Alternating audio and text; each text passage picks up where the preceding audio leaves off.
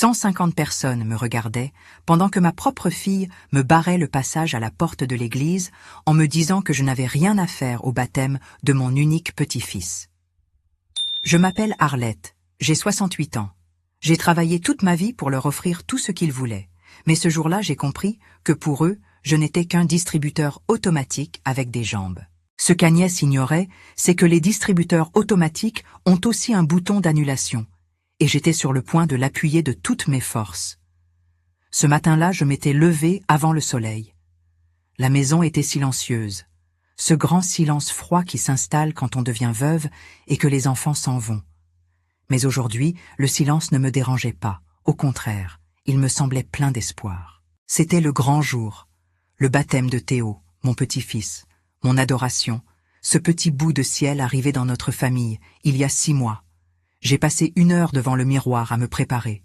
Je m'étais acheté une robe bordeaux magnifique en tissu fin, une de celles qui coûtent les yeux de la tête, mais qu'on paie avec plaisir parce que l'occasion le mérite. Je me suis coiffée avec soin et j'ai mis le collier de perles que mon défunt mari Bernard m'avait offert pour nos 30 ans de mariage. Je suis arrivée à l'église Saint-Maurice d'Annecy. Il y avait beaucoup de monde dehors, des voitures luxueuses, des gens très bien habillés que je ne connaissais pas du tout. J'ai cherché des visages familiers, mais je n'ai vu personne de mon côté de la famille. Étrange. J'ai monté les marches en pierre avec difficulté, car mes genoux ne sont plus ce qu'ils étaient. La musique de l'orgue commençait déjà à jouer à l'intérieur. Quand je suis arrivée sous le porche, j'ai vu ma fille. Agnès était ravissante dans une robe ivoire, les cheveux relevés. Elle tenait Théo dans ses bras. Alain, son mari, était à côté d'elle en train de discuter avec un groupe d'hommes en costume. J'ai avancé vers eux avec un sourire jusqu'aux oreilles, prête à les embrasser. Agnès s'est retournée. Son sourire s'est effacé en une fraction de seconde. Ce n'était pas un regard de bienvenue, c'était un regard d'agacement. Elle a marché rapidement vers moi, m'interceptant avant que je puisse atteindre la porte principale. « Maman, qu'est-ce que tu fais là ?» m'a-t-elle demandé à voix basse mais dure. Je suis restée glacée. « Comment ça, qu'est-ce que je fais là ?»« C'est le baptême de Théo. Je suis sa grand-mère. » Agnès regardait autour d'elle nerveusement, comme si ma présence la gênait devant tous ces inconnus. « Maman, écoute, il y a eu un problème de logistique. L'église est petite. On a dû faire des choix. Alain a invité ses associés, des investisseurs, des gens importants qui peuvent nous aider à monter en niveau social. Il n'y a pas de place pour toi. » J'ai senti un nœud glacé dans mon estomac. Je pouvais rester debout, au fond ? Non, maman, a-t-elle coupé. Ça ferait mauvais genre. Et à la fête non plus, il n'y a pas de table pour toi. Tu ne connais personne. Tu vas t'ennuyer. C'est mieux que tu rentres te reposer. 150 personnes, 150 inconnus qui allaient manger ma nourriture et célébrer avec mon argent pendant qu'on me chassait comme une mendiante. J'avais payé le domaine de la Combe, le banquet, la robe de baptême en lin de Théo. Tout. J'ai regardé ma fille dans les yeux. « D'accord, ma fille », ai-je dit d'une voix étonnamment calme. Agnès a semblé soulagée. Elle m'a fait une bise rapide dans le vide et elle est entrée dans l'église. Les grandes portes en bois se sont refermées. Mais avant de continuer, vérifiez si vous êtes déjà abonné à la chaîne et dites-nous en commentaire de quelle ville ou pays vous nous regardez. Nous aimons beaucoup savoir jusqu'où nos histoires voyagent. Je suis restée là, seule, sur le parvis de pierre. Le soleil de midi me frappait le visage, mais je ressentais un froid glacial dans les os. J'ai descendu les marches lentement. Je n'ai pas pleuré. Mes yeux étaient secs, arides comme un désert. Pendant le trajet en taxi vers la maison, je n'ai pas pensé à la tristesse. La tristesse est un luxe que je ne pouvais pas me permettre à ce moment-là. J'ai commencé à penser aux chiffres. Toute ma vie, j'ai été commerçante. J'ai commencé en vendant des fromages sur les marchés et j'ai fini propriétaire de 3 fromageries artisanales et de plusieurs locaux commerciaux dans le centre d'Annecy. Je suis devenue veuve jeune et j'ai bâti cet empire toute seule en élevant Agnès.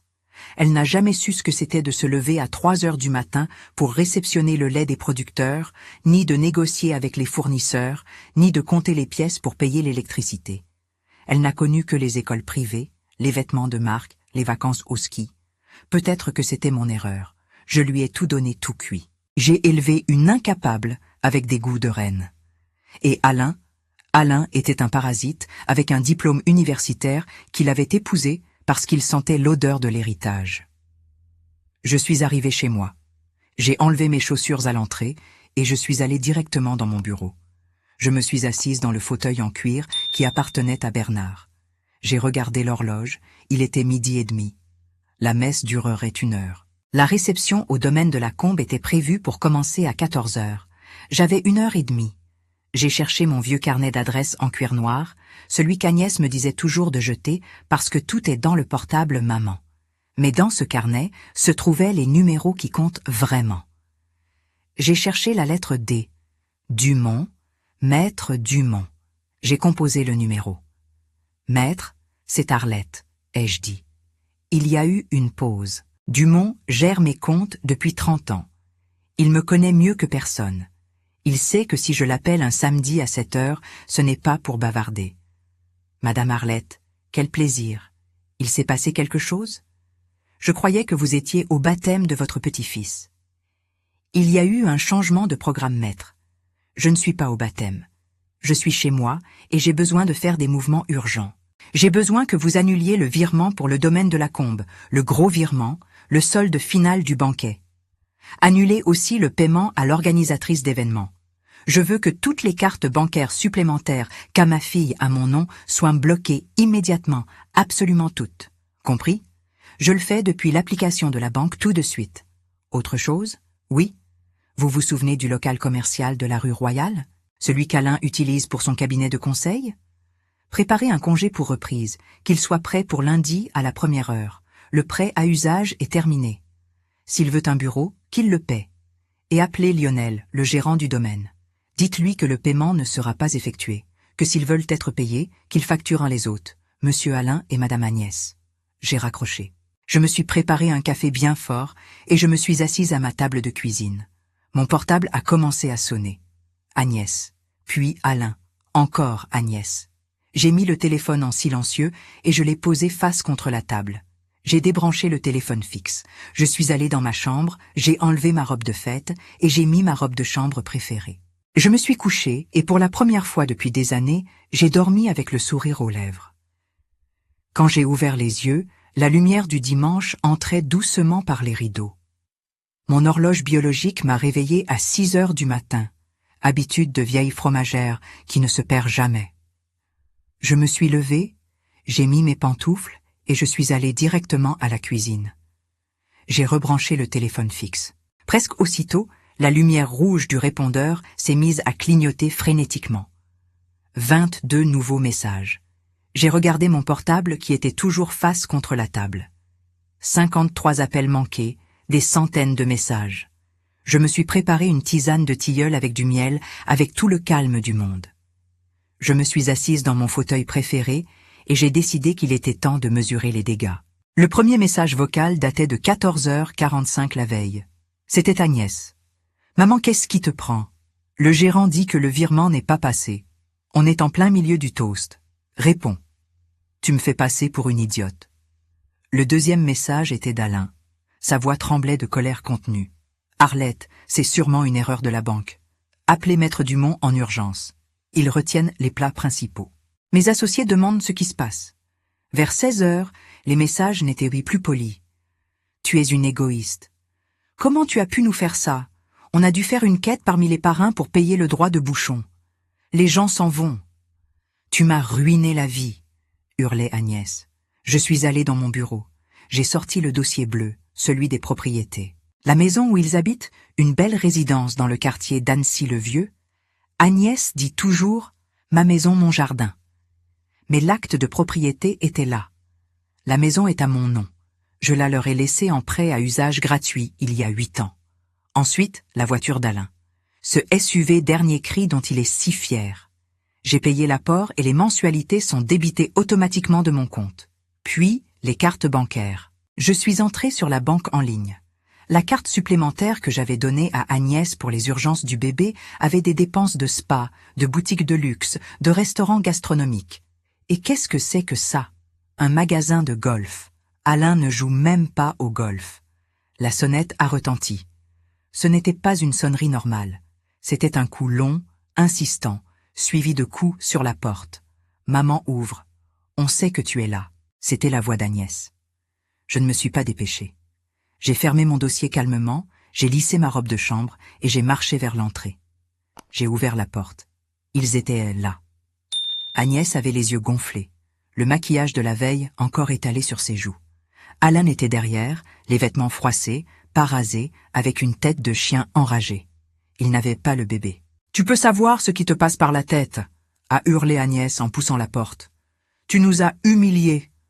On a dû laisser la montre d'Alain en garantie. »« Bonjour à toi aussi, ma fille, » ai-je dit d'une voix douce. « Entrez. »« Maman, tu dois régler ça.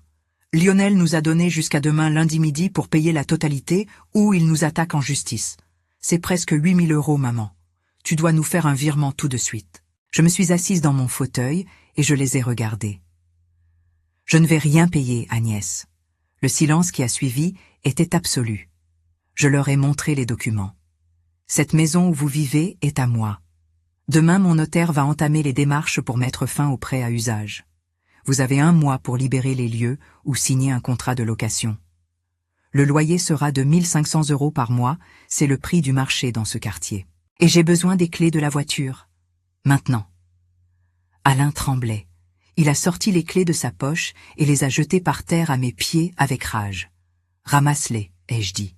« Quoi ? » ?»« Ramasse les clés et donne-les-moi dans la main. Je ne suis pas ta bonne pour ramasser ce que tu jettes. Chez moi, on respecte. » Lentement, avec une humiliation qui lui brûlait les oreilles, Alain s'est baissé, a ramassé les clés et me les a mises dans la main. « Sortez de chez moi.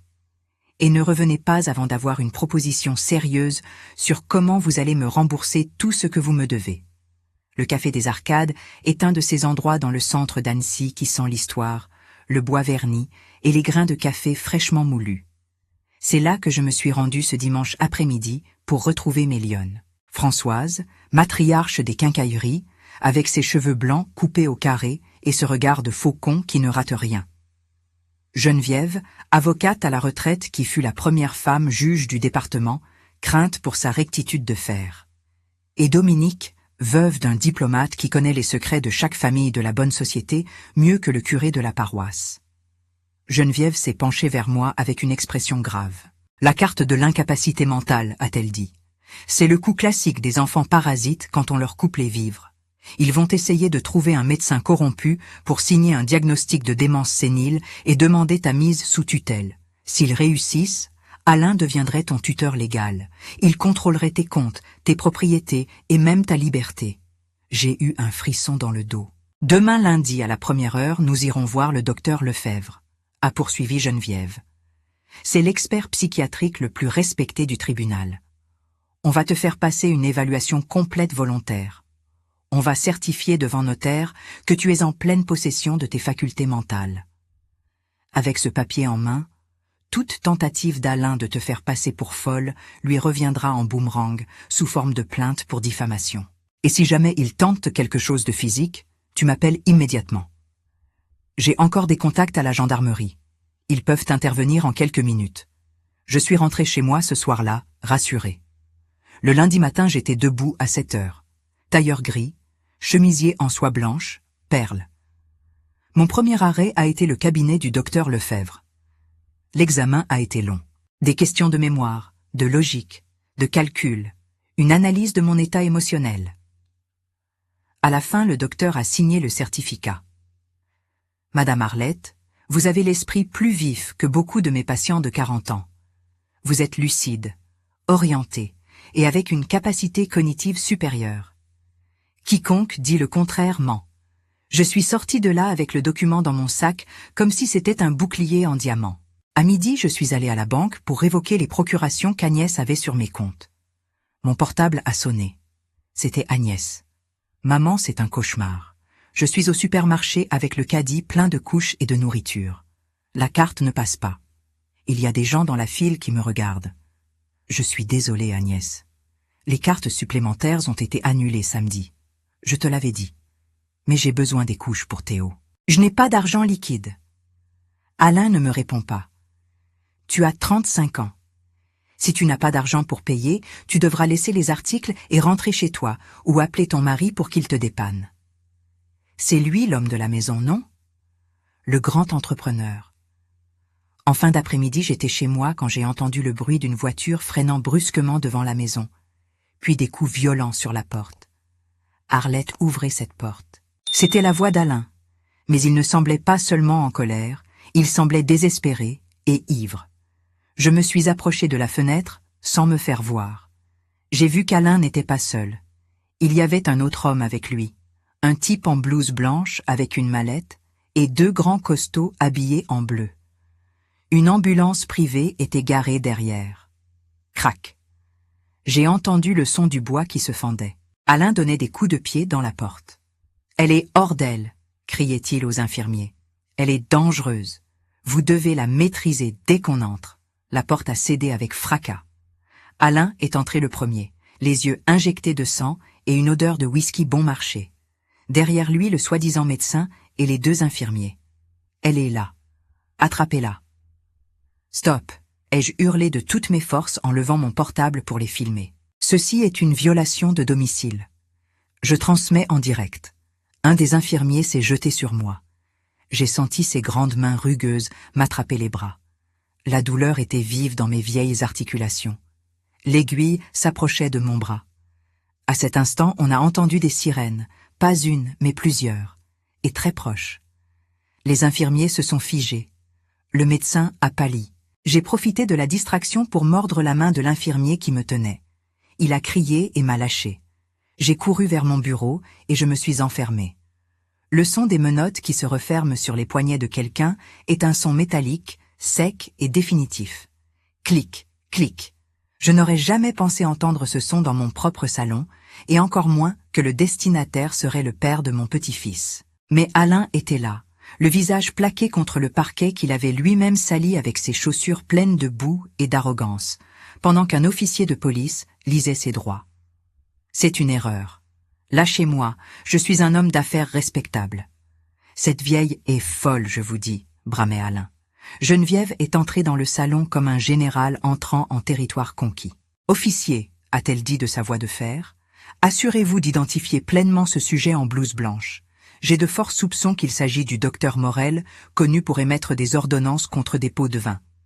Le commissariat de police sentait le café rance, le désinfectant bon marché et le désespoir humain. On m'a installé dans un bureau privé. J'étais en train de finir de signer ma déposition quand j'ai entendu des cris dehors. « Où est mon mari? Je veux voir mon mari et je veux voir ma mère. » C'était Agnès. Elle est entrée comme un ouragan. Elle avait le bébé dans les bras, enveloppé dans une couverture, et elle était décoiffée avec les yeux rouges et gonflés. « Maman. » Sa voix s'est brisée. « Qu'est-ce que tu as fait? Alain dit que tu l'as fait mettre en prison. Il dit que tu lui as tendu un piège. » Assieds-toi, Agnès. Je ne veux pas m'asseoir. Je veux que tu retires les plaintes tout de suite. C'est le père de ton petit-fils. Comment peux-tu être aussi cruel? Il voulait juste t'aider. Il pensait que tu n'allais pas bien dans ta tête. Geneviève s'est levée lentement. « Madame Agnès, a-t-elle dit d'une voix calme mais autoritaire, je vous suggère de mesurer vos paroles. Votre mari n'a pas essayé d'aider. Votre mari a engagé un médecin radié et 2 voyous pour s'introduire dans une maison privée, droguer la propriétaire et la séquestrer pour forcer une mise sous tutelle. Ça s'appelle un délit grave. Et nous avons des preuves vidéo, audio et des témoins. Maman. » Agnès s'est adressée à moi en changeant de ton, passant de l'accusation à la supplication. « S'il te plaît. » Alain était désespéré. « Tu l'as trop pressé avec l'histoire de la maison et de la voiture. Il s'est senti coincé. Tu sais qu'il est impulsif, mais il n'est pas méchant. Fais-le pour Théo. Regarde ton petit-fils. Tu veux qu'il grandisse avec son père en prison? Agnès, Alain a des dettes de jeu avec des gens dangereux, n'est-ce pas? » Elle a pâli. « Comment tu sais ça? » Elle s'est trahie. Je me suis levée et j'ai marché vers elle. Je me suis arrêtée à 1 mètre de distance. J'ai sorti une grande enveloppe de mon sac. « C'est quoi ça ?» a-t-elle demandé méfiante. « Ça, c'est la réalité, Agnès. »« Ta réalité. » Elle a ouvert l'enveloppe. Le premier document était le certificat psychiatrique du docteur Lefebvre. Elle a lu à voix basse. « Tu savais? Tu savais qu'ils allaient essayer ça? Bien sûr que je le savais. Je te connais, Agnès, et je connais la cupidité d'Alain. Je me suis préparé. Le deuxième document était une copie de la modification de mon testament. Agnès a lu l'entête et ses yeux se sont écarquillés. Tu m'as déshérité, a-t-elle murmuré. Pas entièrement. Lis bien. En vertu de la réserve héréditaire française, tu recevras le minimum légal. Le reste va dans une fiducie au nom de Théo, administrée par un conseil externe. Agnès, je t'offre un choix. Tu peux continuer comme tu es et couler, ou tu peux commencer à travailler pour de vrai à la fromagerie. Demain à 6 heures du matin. 1 minute de retard et tu n'entres pas. Elle a baissé la tête. D'accord, maman, a-t-elle murmuré. J'y serai. On dit que le fromage, pour qu'il soit bon, a besoin de 3 choses fondamentales. Du lait de qualité, des ferments vivants et surtout du temps. Beaucoup de temps et de patience pour l'affinage, pour que la pâte mûrisse avant d'être consommée. Si on le presse, il sort dur, immangeable. Avec les enfants, c'est pareil. Le lendemain de l'arrestation d'Alain, mon réveil a sonné à 4h30 du matin. Je me suis habillée avec mon uniforme blanc, celui que j'avais arrêté de porter depuis des années. Je suis arrivée à la fromagerie principale à 5h15. L'odeur de cave d'affinage et de lait frais m'a accueillie comme une vieille amie. À 5h55, je me suis postée à côté de la pointeuse à l'entrée du personnel. 5h58, rien. 5h59, rien. Et alors, juste quand l'aiguille de l'horloge allait marquer 6 heures, je l'ai vue. Agnès est descendue d'un taxi à la porte. Elle ne portait pas ses talons aiguilles ni ses robes de créateur. Elle avait un vieux jean, un t-shirt blanc simple et des baskets. Elle avait les cheveux attachés en queue de cheval mal faite et le visage lavé, sans une goutte de maquillage. Elle courait vers la porte, essoufflée. « Tu as 30 secondes de retard », ai-je dit sèchement. Elle a dégluti. Le taxi était en retard et Théo était agité avec la nounou. J'ai levé une main pour l'arrêter. « La cuve n'attend pas tes excuses, Agnès. Si le fromage n'est pas retourné à son heure, il est fichu. Si le camion de livraison ne part pas à 7 heures, les clients ne sont pas servis. Ici, tu n'es pas la fille de la patronne. Ici, tu es l'auxiliaire de nettoyage et d'emballage. Et ton service a déjà commencé. Pointe ton entrée et va voir Monsieur René. Il te dira quoi, balayer ?» Elle a baissé la tête. « Oui, madame », a-t-elle murmuré. Elle a pointé sa carte. Les premières semaines ont été un enfer. Elle pleurait dans les toilettes pendant ses pauses, ses ongles se cassaient, son dos lui faisait mal. Mais elle revenait toujours. Peu à peu, la routine du travail physique a commencé à faire son effet. 1 mois plus tard, un vendredi de grosse production, la cuve de caillage est tombée en panne. Le technicien mettrait des heures à arriver. Agnès s'est approchée de la machine. « C'est le capteur numérique », a-t-elle dit. « Ce n'est pas mécanique, René, c'est le logiciel. Il s'est bloqué. » Elle s'est penchée, a ouvert le panneau latéral et a commencé à appuyer sur une séquence de boutons. Quelques secondes plus tard, la machine a émis un bip et le moteur s'est remis à ronronner. « Bravo, petite !» a crié Monsieur René. Les mois ont passé. Agnès a demandé le divorce. Elle a obtenu l'autorité parentale exclusive de Théo. Elle a déménagé dans un petit appartement qu'elle paie avec son propre salaire. Le jour du premier anniversaire de Théo, la fête n'était pas au domaine de la Combe. Elle était dans mon jardin. Il n'y avait pas 150 invités, il y en avait 40. Des vrais. Agnès a pris la parole. Il y a 1 an, j'ai commis la plus grande erreur de ma vie. J'ai exclu la personne la plus importante de ce monde. Je lui ai dit qu'il n'y avait pas de place pour elle. Mais cette année, j'ai appris que la place d'une mère n'est pas sur une chaise. La place d'une mère est dans les fondations. Maman, tu as construit le sol sur lequel je marche. Et tant que je vivrai, il y aura toujours une place pour toi à ma table, dans ma maison et dans mon cœur. Je me suis levée et nous nous sommes serrés dans les bras. J'ai 69 ans, et si quelqu'un me dit encore qu'il n'y a pas de place pour moi, je lui sourirai et je lui dirai « Attention, mon petit, le monde est à moi, je te le prête, c'est tout. » Si cette histoire a touché votre cœur, répondez ici dans les commentaires. À ma place, qu'auriez-vous fait? N'oubliez pas de regarder la prochaine vidéo qui apparaît sur votre écran. Et pensez à devenir membre pour accéder à des vidéos exclusives que je ne publie pas ici. Je vous y attends.